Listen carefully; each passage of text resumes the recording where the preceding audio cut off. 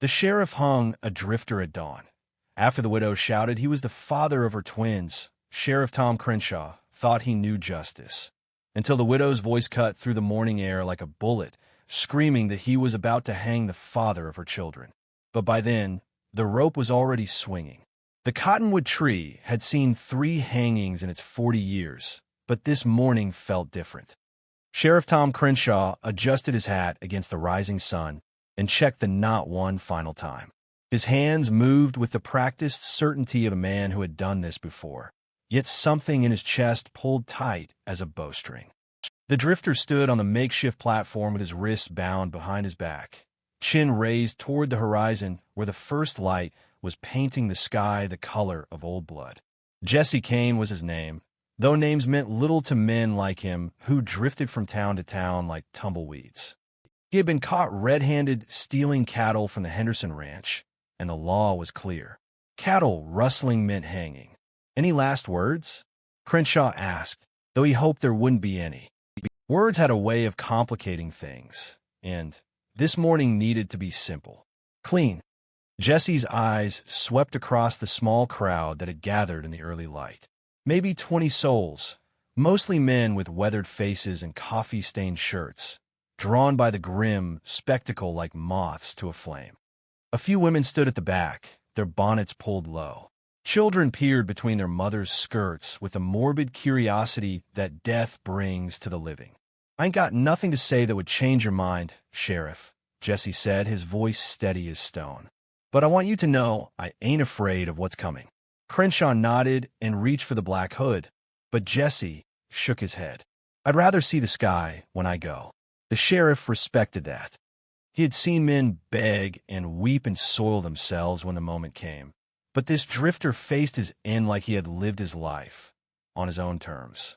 There was something to be admired in that, even if the man was a thief. The crowd had grown restless, shifting their weight from boot to boot, murmuring among themselves. Someone called out for him to get on with it. The sun was climbing higher, and folks had work to do. Crenshaw placed his hand on the wooden lever that would spring the trapdoor. His badge caught the morning light, a star-shaped reminder of the oath he had taken 5 years ago when the town council had pinned it to his chest. To protect and serve. To uphold the law, even when the law was hard. "Jesse Cain," he said in his official voice, the one he used for court proceedings and formal declarations. "You have been found guilty of cattle rustling and sentenced to hang by the neck until dead. May God have mercy on your soul." The drifter closed his eyes and took a deep breath, as if he were trying to capture the scent of the prairie grass and the morning air to carry with him into whatever came next. Crenshaw's hand tightened on the lever. That was when the voice cut through the silence like a knife through flesh. "Stop!" Every head turned toward the sound. A woman was pushing through the crowd, her dark hair wild around her shoulders, her calico dress torn at the hem from running. Mary Elizabeth Pierce, the widow who lived in the small cabin on the edge of town with her twin children. "Sheriff, you can't. You don't understand, ma'am. This is a legal proceeding," Crenshaw said, his voice firm but not unkind. "You need to step back." But Mary Elizabeth kept coming, her face flushed with desperation and something that looked like terror. The crowd parted before her like water, sensing the raw emotion that radiated from her small frame. "He didn't steal those cattle," she cried, her voice breaking. "Jesse wouldn't. He's not a thief." Crenshaw felt a cold dread settling in his stomach. "Mrs. Pierce, the evidence is wrong." She had reached the base of the platform now, her hands grasping the rough wood. Tears streamed down her cheeks, but her voice grew stronger. "You're hanging an innocent man." Jesse opened his eyes and looked down at her, his face a mask of pain and something deeper, love, perhaps, or regret, or both. "Mary," he whispered, his voice carrying in the still air. "Don't." But she was beyond hearing him now, beyond caring what anyone thought or what it might cost her to speak the truth that had been burning in her chest. "You're hanging the father of my children," she screamed, the words echoing off the buildings and hanging in the air like smoke. The crowd gasped, a collective intake of breath that seemed to steal the oxygen from the morning. Crenshaw's hand froze on the lever, his mind struggling to process what he had just heard. "What did you say?" he asked, though he had heard her perfectly. "Jesse Cain is the father of my twins," Mary Elizabeth said, her voice quieter now, but no less fierce. "He's not a cattle rustler. He's a good man who was going to marry me when he got back from his cattle drive." The sheriff looked from the woman to the man on the platform, seeing the truth written in both their faces. The love, the shared pain, the future that was about to be cut short by a rope and a lever. But it was too late. His hand had already moved, responding to years of training and instinct. The lever fell with a metallic clang that would haunt his dreams for the rest of his life. Jesse Cain dropped through the trapdoor, and the rope went taut with a sound like breaking wood. Mary Elizabeth's scream tore through the morning air, raw and primal, and full of a grief that would echo in Tom Crenshaw's soul until the day he died. The crowd stood in stunned silence, watching the rope swing in the gentle breeze, carrying with it the weight of a mistake that could never be undone. 3 days after hanging an innocent man, Sheriff Crenshaw sat alone with his guilt, until the widow appeared at his door with 2 small children, ready to tell him the story that would have saved Jesse's life. The whiskey burned going down, but not enough to wash away the taste of that morning. Sheriff Tom Crenshaw sat behind his desk in the dim light of his office, the bottle half empty beside a stack of wanted posters that seemed to mock him with their bold letters, "Dead or alive." He had chosen dead, and now he understood the weight those words carried. 3 days had passed since the hanging. 3 days of sleepless nights and meals that turned to ash in his mouth. The townspeople avoided his eyes when they passed him on the street, their faces carrying a mixture of pity and something that might have been accusation. Word traveled fast in small towns, and by now everyone knew what Mary Elizabeth Pierce had screamed from the crowd, the father of her children. Crenshaw poured another drink and stared at the badge lying on his desk. He had taken it off that first night and hadn't been able to bring himself to pin it back on. The star-shaped piece of metal seemed to watch him like an accusing eye, reminding him of the oath he had sworn and the life he had taken in the name of justice that wasn't justice at all. A soft knock at the door made him look up. It was barely past noon, but the office felt like a tomb in the half-light filtering through dirty windows. He had been expecting the mayor or perhaps the circuit judge come to ask uncomfortable questions about proper procedure and evidence. Instead, Mary Elizabeth Pierce stood in his doorway. She looked smaller than he remembered, her black dress hanging loose on her thin frame. Dark circles ringed her eyes, and her face had the hollow look of someone who had spent 3 days crying. But it was what stood behind her that made Crenshaw's breath catch in his throat. 2 children, no more than 4 years old, clutched at her skirts with small hands. A boy and a girl, mirror images of each other with corn silk hair and eyes the color of summer grass. Jesse's eyes. "Mrs. Pierce," Crenshaw managed, his voice rusty from disuse and whiskey. He started to rise, but she held up a hand. "Don't," she said quietly. "Don't stand for me. Not after what you did." The words hit him like a physical blow, but he remained seated. She was right. He had forfeited the right to show her respect when he pulled that lever. Mary Elizabeth stepped into the office, her children pressed close to her sides like frightened rabbits. The boy, Samuel, Crenshaw remembered from seeing them at church, stared at him with Jesse's stubborn chin and fearless gaze. The girl, Sarah, hid her face in her mother's dress. "I didn't come here for an apology," Mary Elizabeth said, settling into the chair across from his desk. "Words won't bring him back." "Then why?" "Because you need to know who you killed." Her voice was steady now, controlled, but Crenshaw could see the tremor in her hands. "You need to hear about the man you took from these children." She reached into her reticule and pulled out a small wooden horse, carved from pine and worn smooth from little hands. She placed it on the desk between them, next to the badge and the whiskey bottle. "Jesse made this for Samuel last winter.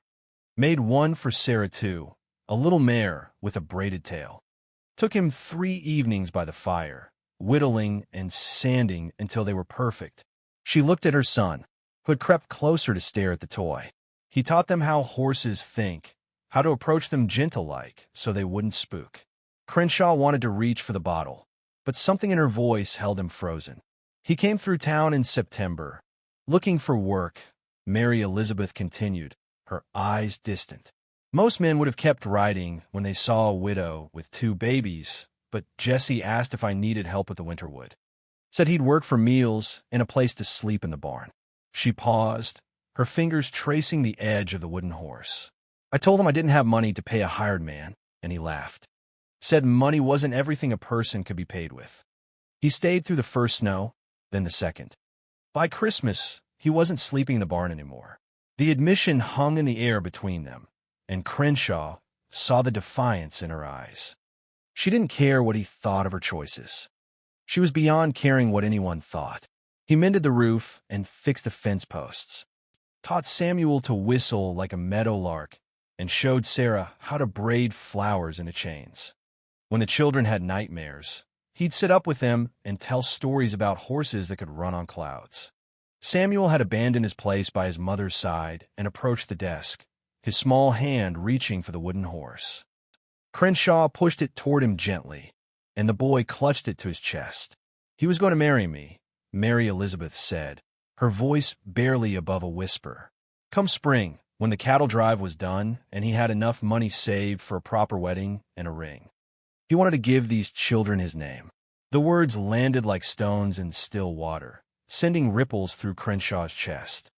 He had always prided himself on being a good judge of character, but he had looked at Jesse Cain and seen only a drifter, a man without ties or responsibilities, the kind who might steal cattle to make a quick profit. The cattle he was accused of stealing, Crenshaw said hoarsely. Where were they found? Near the creek that runs behind Henderson's north pasture. Jesse showed me that place once.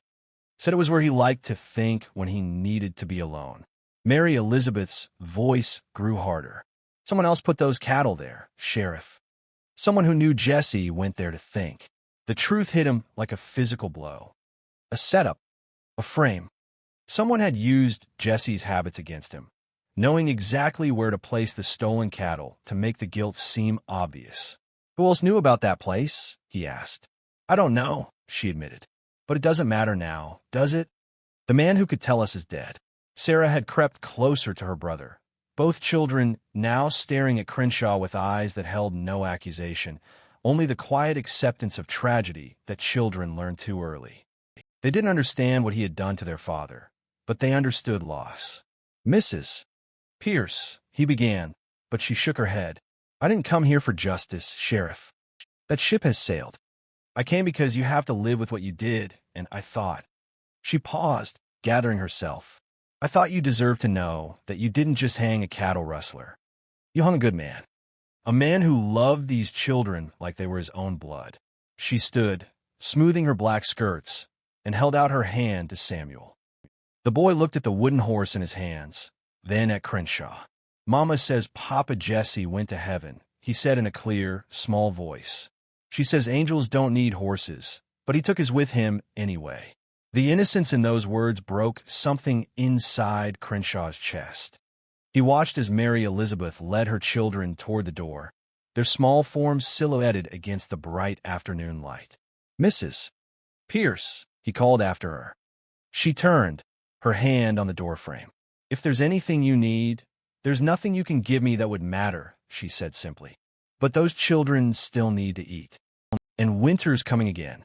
Then she was gone, leaving him alone with the wooden horse, the badge, and the weight of what cannot be undone.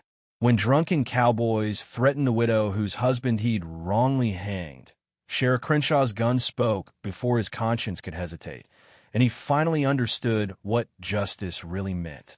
The axe bit deep into the pine log, sending chips flying in the October air. Sheriff Tom Crenshaw had been splitting wood since dawn, his shirt soaked with sweat despite the morning chill. Each swing brought a moment of silence to the voices in his head, each crack of splitting timber a brief respite from the weight that had settled in his chest like a stone.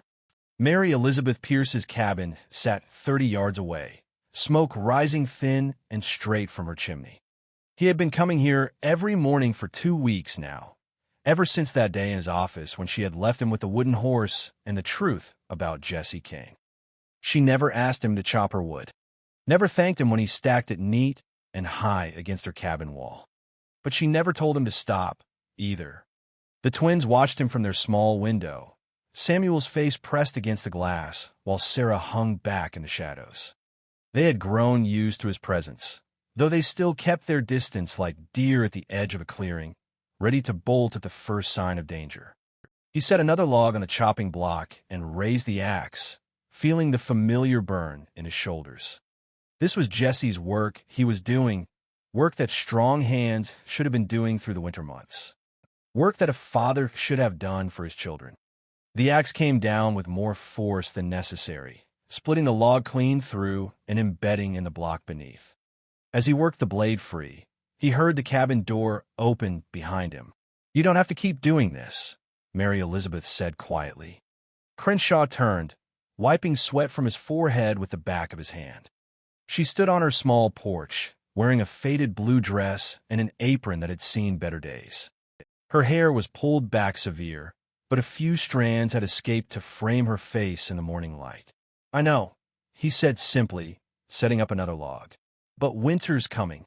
I can buy wood from Henderson. He's got plenty, and I've got some money saved. Henderson's wood is green. Won't burn clean or hot." He tested the axe edge with his thumb. "This pine's been seasoning all summer." Jesse picked at himself from the look of the cuts. The mention of Jesse's name hung between them like smoke. Mary Elizabeth stepped down from the porch, her arms crossed against the chill. "Why are you doing this?" she asked. "The whole town's watching, you know. They're talking." Crenshaw had heard the whispers, seen the looks. The sheriff who couldn't live with what he'd done. The lawman who'd lost his nerve after hanging an innocent man. Some said he was sweet on the widow. Others said it was guilt eating him alive. All of them were probably right. "Let them talk," he said, positioning another log. "I got my reasons." "And what reasons are those?" He paused, the axe raised above his head. Through the window, he could see Samuel's face watching every move, and something in those young eyes reminded him so much of Jesse that it took his breath away. Because it should have been him doing this work.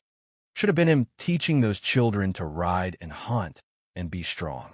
The axe came down hard, the log splitting with a sharp crack. "Since I made sure that can't happen, seems like the least I can do is keep them warm through winter." Mary Elizabeth was quiet for a long moment, studying his face like she was trying to solve a puzzle. "You think this makes it right?" she asked finally. "No, ma'am. Nothing's ever going to make it right." He set up another log, his movements automatic now. "But those children still need wood chopped and fences mended, and someone to teach them things their daddy would have taught them. World don't stop turning because we made mistakes." The sound of approaching horses made them both look up. 3 riders were coming down the dirt road, moving too fast and raising too much dust for a social call. Crenshaw recognized them even at a distance. Jake Morrison and his boys, troublemakers who spent most of their time drinking at the saloon and most of their money on cards and women. "Mrs. Pierce," Morrison called as he reined in his horse near the woodpile. "We got business to discuss." Crenshaw straightened, his hand moving instinctively toward his gun belt. He had strapped it on that morning out of habit, though he hadn't worn his badge in weeks. "What kind of business?" Mary Elizabeth asked, though her voice carried the wary tone of someone who already knew the answer wouldn't be good. Morrison dismounted, his boots hitting the ground with deliberate weight. He was a big man, thick through the chest and shoulders, with the kind of face that had been in too many fights. His companion stayed mounted but spread out, boxing in the cabin. "That drifter of yours ran up quite a tab at Murphy's before he got himself hanged," Morrison said, his voice carrying the meanness that liquor brings to small men. "Murphy says you inherited his debts along with his bastards." The words hit Mary Elizabeth like a slap, and Crenshaw saw her face go white. But her voice stayed steady. "Jesse never owed Murphy money. He didn't drink. Murphy says different. Says he owes $12 for whiskey and poker losses." Morrison smiled, showing tobacco-stained teeth. "Of course, Murphy might be willing to work out a different kind of payment arrangement. Pretty widow like yourself, all alone with them children." The threat hung in the air like smoke from a bad fire. Crenshaw felt something cold and hard settle in his chest, something that had been sleeping since the morning he pulled that lever. "I think you boys better ride on," he said quietly, his hand resting on his gun, but Morrison turned his attention to Crenshaw for the first time, his eyes taking in the gun belt and the steady stance. Well, Sheriff without a badge. Heard you've been playing house with the widow." "That right?" I said, "Right on." "Or what? You gonna shoot me?" "Man who hangs innocent folks don't scare me much." The words were meant to sting, and they did. But they also clarified something in Crenshaw's mind, something that had been muddy since that morning at the hanging tree. "Maybe not," he said, his voice carrying the quiet authority that had served him well as a lawman. "But I might shoot a man who threatens a woman and children. That's the kind of thing I'd feel real good about." Morrison's hand moved toward his own gun, but he was drunk and slow and angry. Crenshaw's Colt cleared leather smooth and fast, the hammer clicking back with a sound like breaking bones. "Don't," Crenshaw said simply. The standoff stretched for heartbeats, Morrison's hand frozen halfway to his weapon while his companions shifted nervously in their saddles. Mary Elizabeth had moved closer to her cabin door, ready to grab her children if shooting started. $12, Morrison said finally, his voice tight with frustrated rage. "She's got 1 week to pay, or we come back and collect different." "She doesn't owe you or Murphy anything," Crenshaw replied. "And if I see you on this property again, we'll settle this permanent." Morrison mounted his horse with exaggerated care, his eyes never leaving Crenshaw's face. "This ain't over, Sheriff," he said, putting bitter emphasis on the title. "Not by a long shot." They rode away in a cloud of dust and threats, leaving Crenshaw and Mary Elizabeth standing in the sudden quiet of the morning. "Thank you," she said after a long moment. Crenshaw holstered his gun and picked up the axe again, his hands still steady despite the adrenaline singing in his veins. "Like I said, those children need protecting. Since their daddy can't do it." He shrugged, setting up another log. Mary Elizabeth watched him for a moment, and when she spoke again, her voice carried something it hadn't held in weeks, something that might have been the beginning of forgiveness. "Jesse would have done the same thing," she said quietly. "Stood up to men like that, I mean." The axe paused at the top of its swing. It was the first time she had spoken Jesse's name without pain, the first time she had compared Crenshaw to the man he had killed without hatred in her voice. "Maybe," he said, bringing the axe down clean and true. "Maybe he would have." As he bent to gather the split wood, he caught sight of the twins' faces in the window. Samuel was still watching, but Sarah had crept closer to the glass. For the first time since he had started coming here, neither child looked ready to run. It wasn't forgiveness, not yet. But it was something. A seed planted in bitter ground, waiting to see what kind of harvest it might bring. A year after the hanging that destroyed 3 lives, Sheriff Crenshaw discovered that some stories don't end with justice or revenge, but with the quiet courage to build something good from the wreckage of what was lost. The cottonwood tree wore its autumn colors like a crown, gold and red leaves dancing in the October breeze. A year had passed since the rope had swung from its sturdy branch, and nature had done what nature does. It had grown new leaves, stretched new branches toward the sky, and softened the scars that men had carved into its bark. Sheriff Tom Crenshaw stood beneath the tree, his badge catching the morning light. He had pinned it on again 3 months ago, when the town council had asked him to resume his duties. The weight of it had changed, though. It no longer felt like authority or power. It felt like a promise.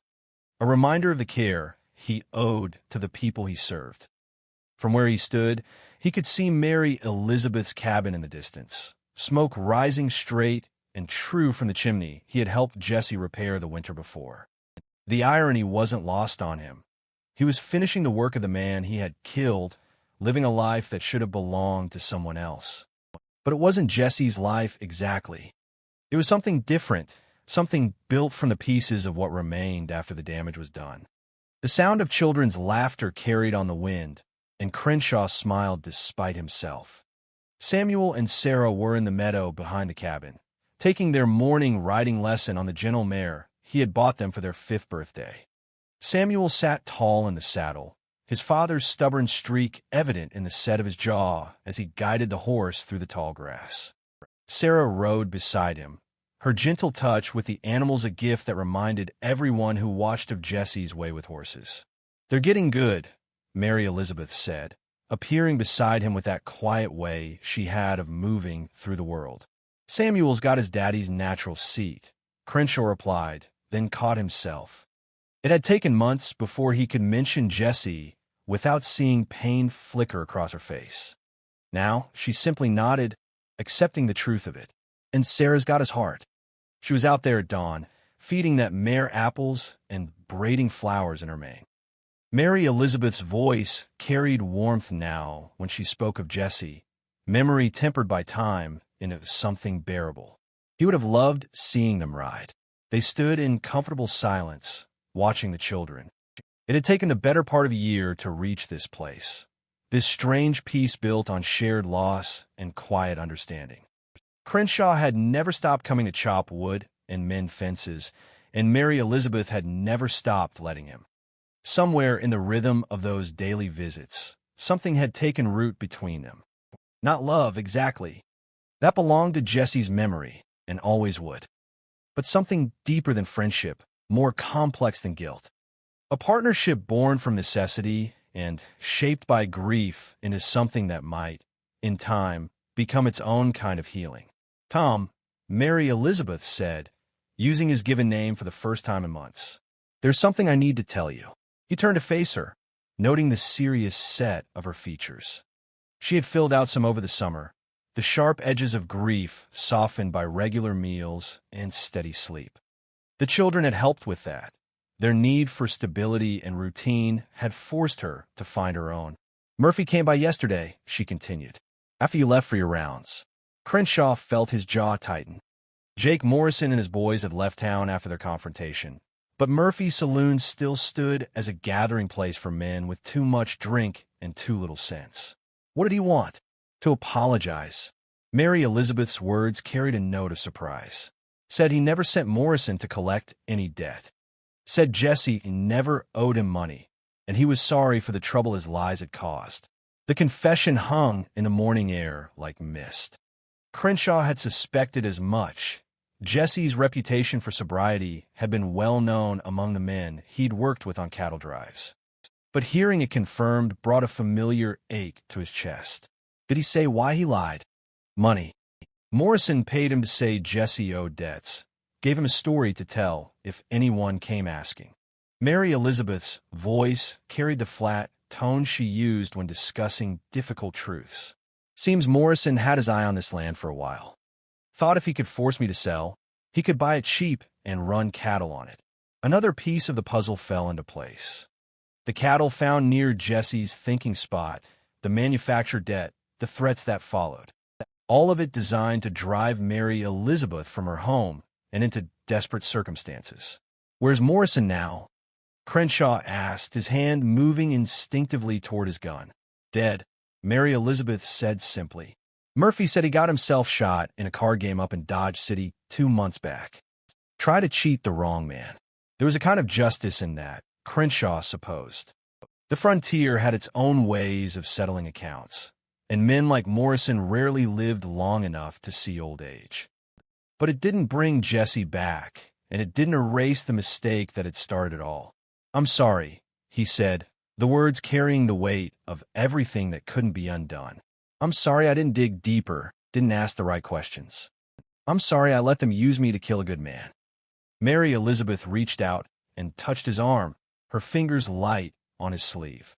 "I know you are," she said quietly, "and I know Jesse would have forgiven you if he could. He wasn't the kind of man to carry grudges." They turned back toward the cabin, where the children were dismounting from their horses with the easy confidence of natural riders. Samuel ran toward them, his face bright with excitement. "Tom, did you see me jump the creek?" Sarah was too scared, but I did it. "I wasn't scared," Sarah protested, following at a more measured pace. "I just didn't want to get Buttercup's feet wet." Crenshaw knelt down to their level, his large hands gentle as he checked Sarah's horse for any signs of strain or injury. It had become their routine, The riding lesson followed by the careful inspection that taught them to care for their animals properly. "Both of you did good," he said, meaning it. "But Sarah's right to be careful. A good rider thinks about their horse first." As he worked, he felt small hands on his shoulders, Sarah's touch, light as butterfly wings. She had been the more cautious of the twins, slower to warm to his presence, more protective of her mother. But over the months, she had grown comfortable with him in ways that reminded him daily of the trust he carried. "Tom," Samuel asked, his voice carrying that serious tone children use for important questions. "Mama says our Papa Jesse is watching us from heaven. Do you think he can see us riding?" The question caught Crenshaw off guard, as the children's questions often did. They spoke of Jesse with the matter-of-fact acceptance that children brought to difficult truths, incorporating his memory into their daily lives with an ease that adults struggled to match. "I think he can," Crenshaw said carefully. "And I think he's proud of how good you're getting. Do you think he's proud of you too?" Sarah asked, her green eyes, so much like Jesse's, studying his face with unsettling directness. The question pierced something deep in his chest. He looked up to find Mary Elizabeth watching him, her expression unreadable. "I don't know, sweetheart," he said honestly. "I hope someday he might be." Mary Elizabeth stepped forward, her hand coming to rest on his shoulder beside her daughter's. "He would be," she said with quiet certainty. "The man who's chopped our wood all winter and taught his children to ride, and stood up to bullies when we needed protecting. Yes, I think Jesse would be proud of that man." Later, as the sun reached its zenith and the children napped in the cabin's cool interior, Crenshaw found himself back under the cottonwood tree. He came here sometimes when he needed to think, drawn by the same quality of silence that had once attracted Jesse Cain. The rope was long gone, cut down and burned a week after the hanging. But the branch remained strong and straight, offering shade to anyone who needed it. Someone, he suspected Mary Elizabeth, had planted wildflowers around the tree's base. They bloomed in defiant colors, purple and yellow and white, transforming the site of tragedy into something that spoke of growth and renewal. "Jesse," he said quietly, speaking to the wind and the leaves and the memory of a man he had never really known. "I can't bring you back. Can't undo what I did or give those children their real father. But I can promise you this. They'll never want for protection or provision as long as I'm breathing. And I'll make sure they know who you were. The real you. The man who carved wooden horses and braided flowers and loved them like they were his own blood." The wind stirred the leaves above him. And for a moment, just a moment, Crenshaw thought he felt something like peace settle over the place where justice and mercy had collided and left them all forever changed. As he walked back toward the cabin, he could see Mary Elizabeth in the kitchen window, preparing the noon meal. The children would wake soon, hungry and full of questions about the afternoon's adventures. There would be fences to mend and horses to tend, and a dozen small tasks that kept a family moving through the rhythms of daily life. It wasn't the life any of them had planned, but it was the life they had built from the wreckage of what came before, and in its quiet way, it was enough. Some stories, Crenshaw had learned, don't end with justice or revenge or the satisfaction of accounts settled. Sometimes they end with the simple courage to keep going, to tend what remains, and to find grace in the most unexpected places. The hanging tree stood witness to it all, its new leaves whispering secrets to the prairie wind. Secrets about second chances and the long work of forgiveness, about the seeds that can grow in even the bitterest ground when tended by steady hands and patient hearts.